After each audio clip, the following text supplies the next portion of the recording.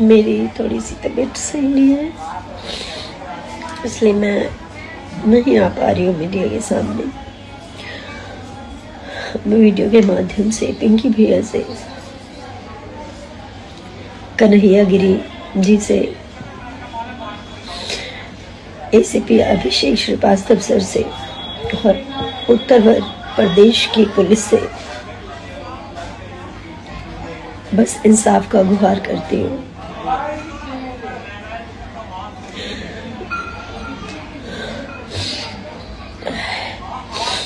मुझे पूरा विश्वास है जैसे गिरफ्तारी हुई है वैसे मुझे इंसाफ भी मिलेगा।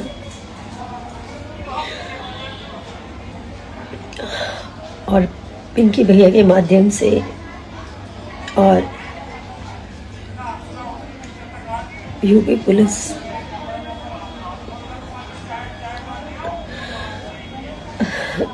के माध्यम से, कन्हैया गिरी जी के माध्यम से ये संभव हो पाया। तो मैं सबको धन्यवाद देना चाहूँगी कि आप लोगों ने गिरफ्तारी की और इंसाफ भी आप लोग को दिलवाया।